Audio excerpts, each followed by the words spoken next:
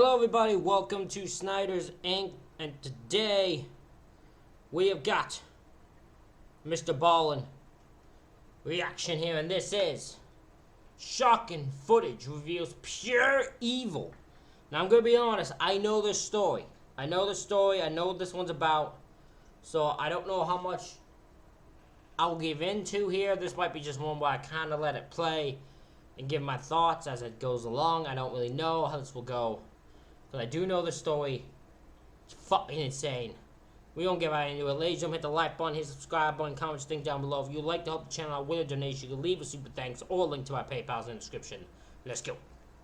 Today, I'm going to tell you a strange, dark, and mysterious medical mystery. And it actually happened really recently, and it's totally insane. There is not another story I've covered that sounds anything like this. And so if you're a fan of medical mysteries like today's story, keep in mind, we actually have an entire show dedicated to medical mysteries. It's called MrBallen's Medical Mysteries. It's a podcast, and it's available on all podcast platforms right now for free. But before we get into this medical mystery episode, if you're a fan of the strange, dark, and mysterious delivered in story format, then you've come to the right place because that's all we do, and we upload once a week. So if that's of interest to you, please sneak into the like button's house and reverse all their doorknobs so they turn the wrong way. Also, please subscribe to our channel. Oh, I hate doors like that. I hate when they're like that. When you think they go one way and they go the other. Oh, I hate it so much. Hate it. And turn on all notifications so you don't miss any of our weekly uploads. Okay, let's get into today's medical mystery. Oh, this is a good one. This is a good one. I can tell you this is a good one. Oh boy, I can't wait for it. What's that smell? Evening of June 7th, 2023, a 36-year-old man named Umar Abdullah walked into his bedroom in Tampa Bay, Florida, and I couldn't remember when I was talking to someone about this where it's from. I knew it was Florida. My gut told me it sounds like a Florida thing. It was a Florida thing. right away, he opened up all the windows. Now, keep in mind, Tampa Bay, Florida is really hot. And so by doing this, he was letting in all this really hot air, but Umar did not care. He just wanted whatever was inside of his apartment out. Umar, along with his wife Samira and their 10-month-old daughter, had just gotten back to their apartment after a trip to Ohio, and the second they walked inside, they had smelled this weird smell. And it was something they had never smelled before. This was not like rotten food or anything like that.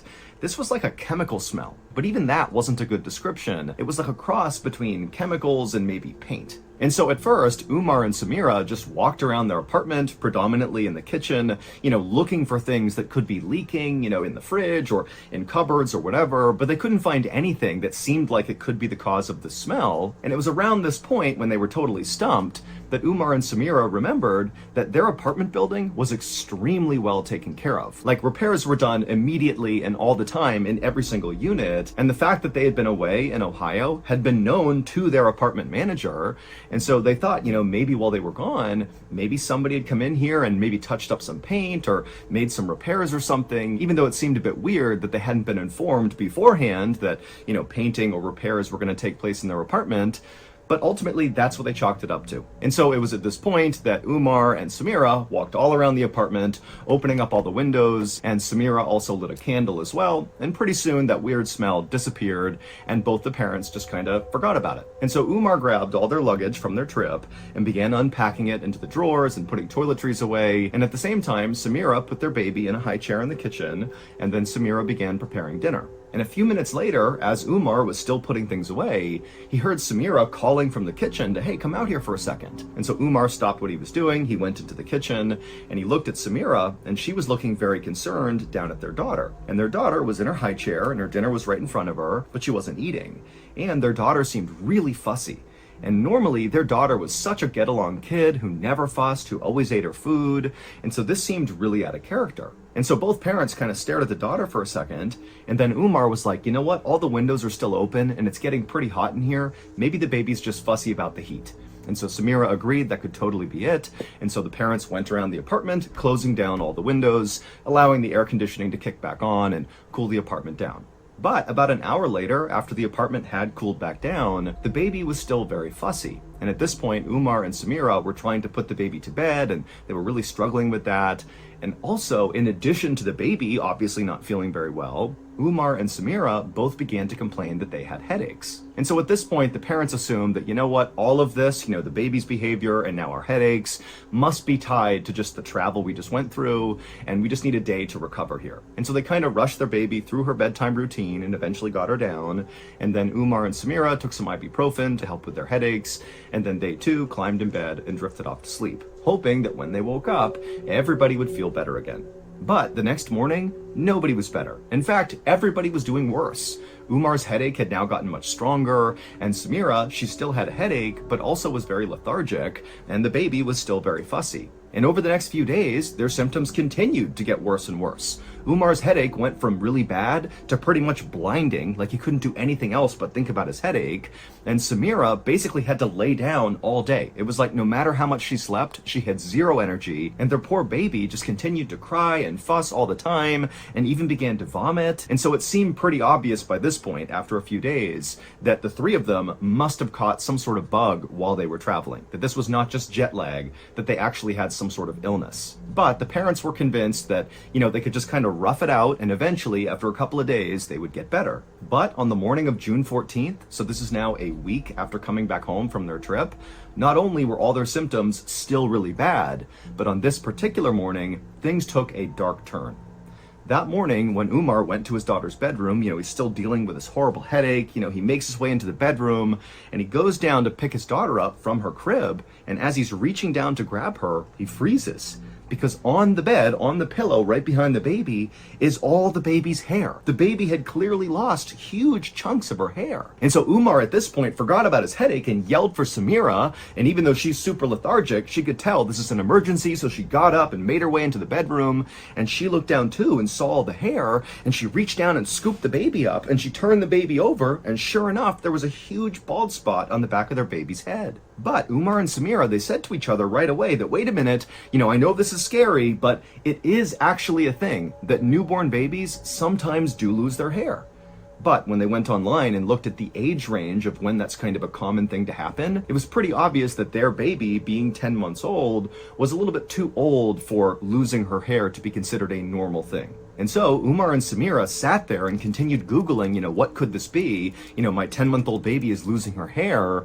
And there were lots of explanations ranging from, ringworm to some severe infection to some rare genetic disorder. And all of it was kind of terrifying. And also none of it really lined up with what they were seeing with their daughter. And so the parents were like, you know what? Clearly, we don't know what this is. We've all been sick for a week. We have to bring our baby to the doctor.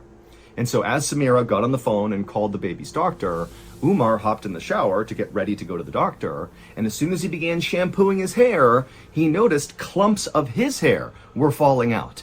And so all of a sudden it dawned on him that whatever's going on with his baby is going on with him, and very likely going on with his wife too. And it was at this point too that Umar remembered that strange smell when they first walked into their apartment after coming back from their trip.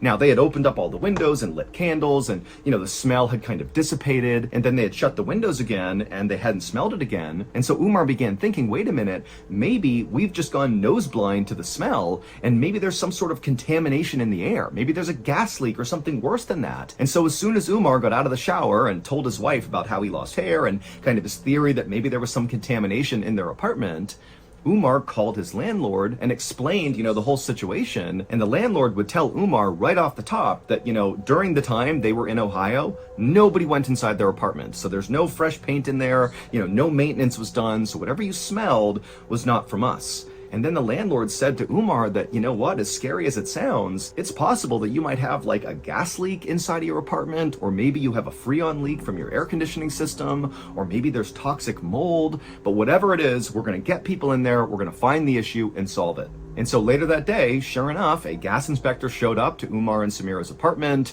and they checked the entire place, and they could not find any trace of a gas leak. They checked everywhere. There was no leak. But they did tell Umar and Samira that yes, we can smell a faint trace of some chemical smell, but we don't think it's gas. And then after the gas inspector left, the landlord went out and found a mold inspector. Think in your head that you have a smell. You have something going on in your apartment that's causing your hair to fall out. It's causing you to be sick. and you have no idea what it is. You can't figure it out. No matter what happens, they can't figure out what is going on. That would be so weird. You'd be so confused because you'd be like, what is going on?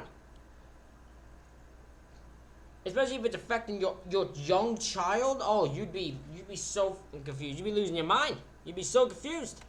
Who came into Umar and Samira's apartment. They looked everywhere and could not find any mold. Then the landlord brought in a plumber to check the hot water heater, but no issues with that. Then the landlord brought an HVAC company in, and they checked the air conditioning units, and there was no leak. And so finally, after the landlord had kind of run out of ideas for who to bring... This is one helpful landlord. There's some landlords, especially that I've seen, where people just be like, yeah, fucking figure it out yourself. It's not my damn problem. But in this case, they were done the right way. Over to check the apartment, because again, by this point, nobody had found anything wrong with the apartment.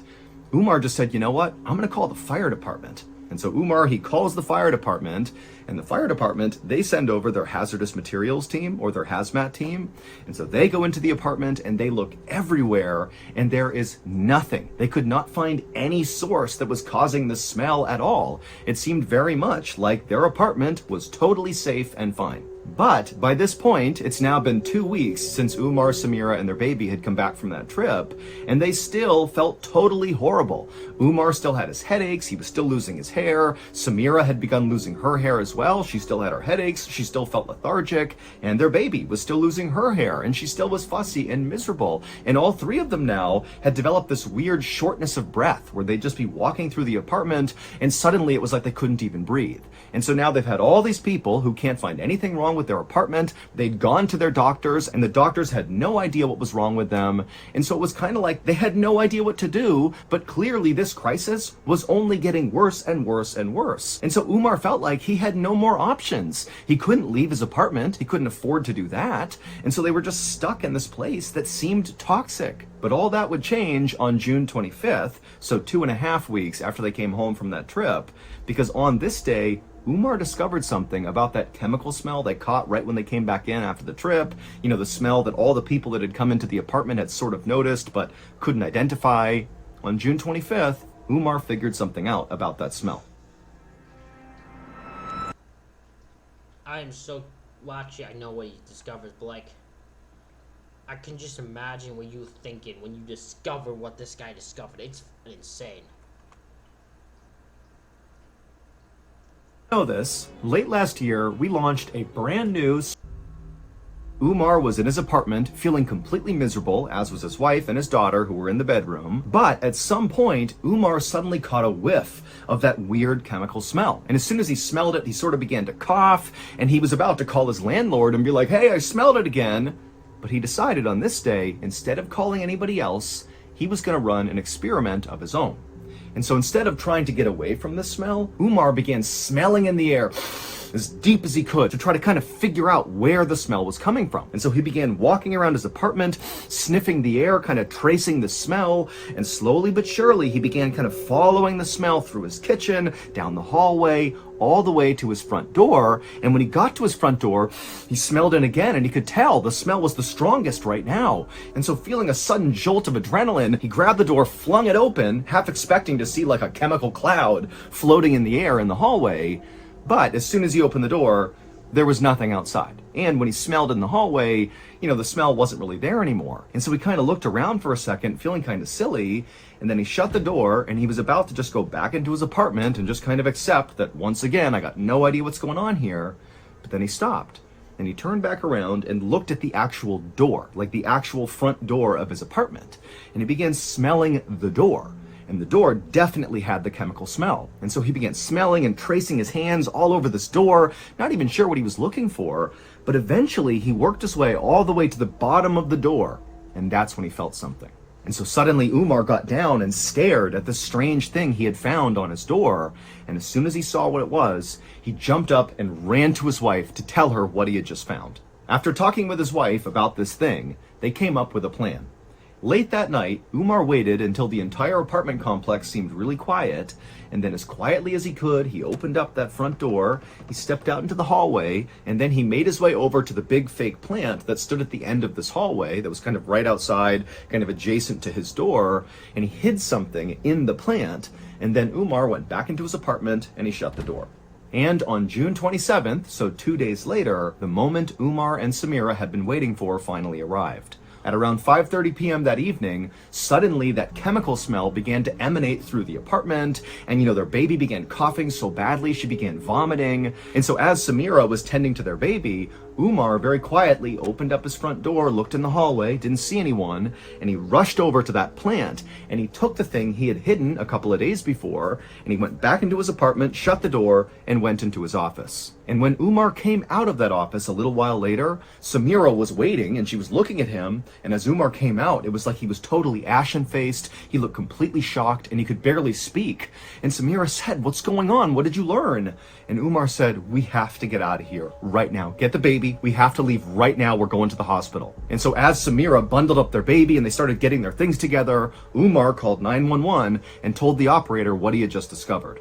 The strange thing Umar had discovered on his front door 2 days earlier on June 25th was a weird crack at the very base of his door where you could basically see from inside of his apartment out into the hallway. And the thing Umar and his wife had decided to hide in the hallway in that plant was a video camera aimed at their front door because they were suspicious that something was making its way through that crack in the door into their apartment, and they wanted to catch it on camera. And that's exactly what happened 2 days later when around 5:30 p.m., their daughter began coughing and Umar began to smell that smell in the apartment, and he rushed out, he got his camera, he went back into his office, he watched the footage, and he could not believe what his camera had recorded. Just before 5:30 p.m. on June 25th, so right before the smell came into the apartment, on video you see this guy walk up the stairs and enter the hallway right in front of Umar and Samira's apartment door.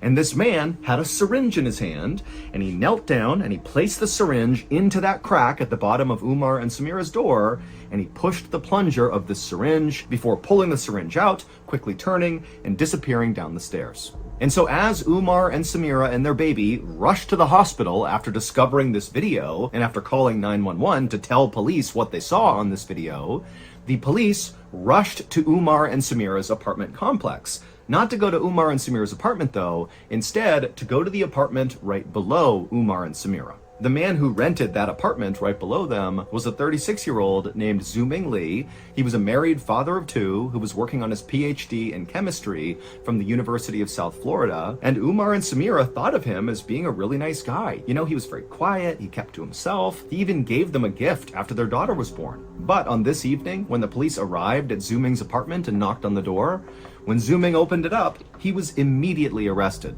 It would turn out, despite Zuming giving Umar and Samira that gift after their baby was born, well, that was the end of him liking Umar and Samira. Because as soon as they came home with their baby, Zuming became obsessed with how noisy their baby was. Even if their baby was barely being loud, it completely consumed Zuming's mind. It was like he was obsessed with listening for this baby. And then suddenly it wasn't just the baby that annoyed him, it was even the slightest noise he heard above him coming from Umar and Samira's apartment that totally sent him into a rage.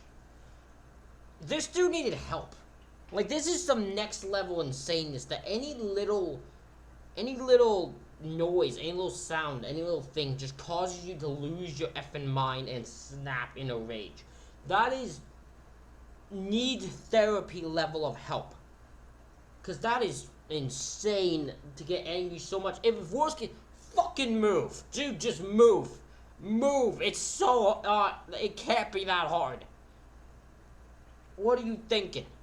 And so Zuming began constantly going to the homeowners association to complain about the baby and, the toilet sounds and the footsteps he was hearing. And when that wasn't enough, he began... How can you imagine just them being going, it's like, you gotta kick them out. What noise are they making? So their toilet is flushing. They are taking pisses and they are taking shits in that toilet. And you must kick them out. And they'll just look at him like, this guy's lost his fucking mind. Sir, there's nothing we can do. That's what normal people do. Normal people look at them. Normal people do that. It wasn't enough. He just had to, he couldn't take it. He couldn't take all the pisses and the shits that are going on. He couldn't figure out that these humans were talking to each other. The bastards they are. and going to the police about it. Now, Umar and Samira had been told that their downstairs neighbor really was upset with how loud they were being, and so they did everything they could to be quiet. They felt so bad that they were coming off as being these very loud and disrespectful people, which they were not. I mean, they did have a little baby, and babies make noise, but I mean, they were doing everything they could to be quiet. And so they had no idea that Zhu Ming was still just completely furious at them. And eventually, Zhu Ming's fury just became completely unhinged, and he used his chemistry know-how, because remember, he's studying for his PhD in chemistry, to begin putting together this deadly mixture of chemicals that contain things like methadone and hydrocodone, and he put them into a syringe, and he began injecting them into Umar and Samira's apartment to poison them, to make them be quiet. And so by the time Zhu Ming was arrested, he had been injecting these deadly chemicals into their apartment for a month. That was obviously the cause of all of Umar and Samira and their baby's symptoms. It was. How long would it have taken? This is just my own curiosity. How long would it have taken for him to kill them? Because that was his goal, right? To kill them. How long would it have taken? Like, how long would he have had to keep doing that before they realized? This poison. Umar, Samira, and their baby would get treatment and they would fully recover from their poisoning, but very likely, had they not been quick thinkers and put that camera in place and caught Zhu Ming in the act, it's entirely possible that over time, the poison that was being injected into their apartment would have killed them. I am shocked that the baby last took that amount. Because them as adults, you know, their immune system could probably take. Yeah, because it probably can't be that much if it's just in a syringe, right? It's just going into the air. But like, bro, how did that child survive? And I feel like just even a small amount could do serious damage to it. So I'm surprised it like lasted as long as it did. Officials are still investigating this case as it's still relatively new. However, the legal process was paused when Zhu Ming was deported back to China. Zhu Ming has not been convicted of any crime, and the criminal case remains open, and if Zhu Ming ever were to step foot on US soil, he would be arrested immediately. Okay, here is the clip. Ladies and gentlemen, that is it for this reaction video. Let me know what you think in the comments. Hit the like button, hit the subscribe button. Thank you all for watching. I'll see you all for the next one.